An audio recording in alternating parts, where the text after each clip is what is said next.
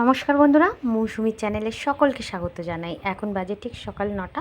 আর আজকে আমি তোমাদের সাথে একটা এমন রেসিপি শেয়ার করব যেটা আমার নিজের ঘরোয়া একদম পদ্ধতিতে আর নিজের বাড়ির জিনিস দিয়ে আজকে বানাবো কাঁচা আমের আইসক্রিম। তো দেখো, ঝড়ে মোটামুটি গাছ থেকে অনেক আম পড়ে গিয়েছিল। তো দেখো, সেই আমগুলো একটু ফাটা ফাটা, সেগুলোই আমি নিয়ে ছুলে নিলাম আমগুলোকে।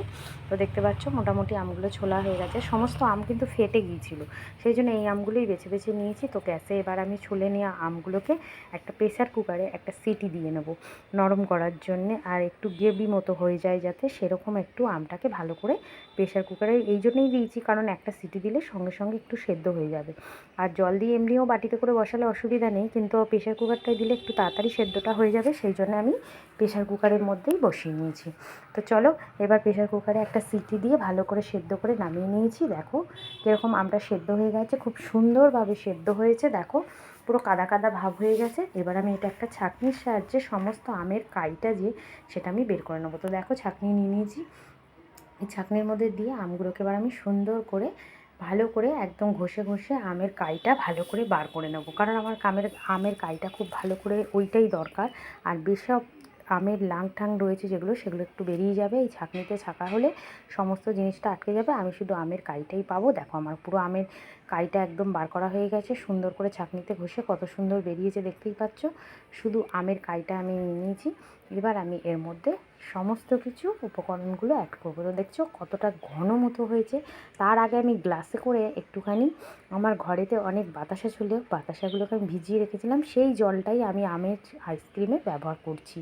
কারণ বাতাসাটা এমনিই নষ্ট হবে, তার চেয়ে এই আইসক্রিমে দিয়ে দিলে মিষ্টিটা খুব সুন্দর হবে।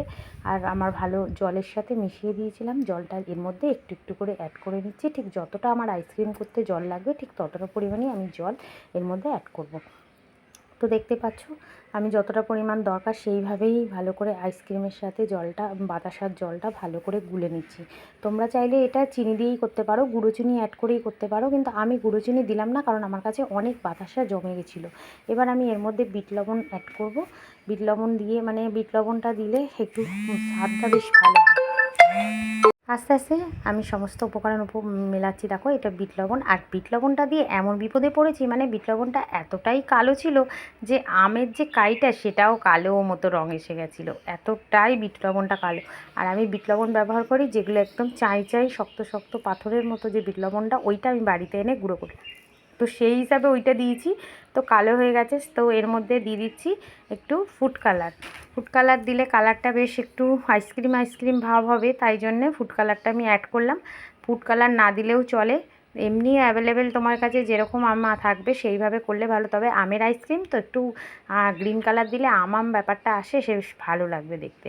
তো দেখো, আমার গ্রিন কালারটা মোটামুটি চলে এসেছে, সুন্দর কালারটা।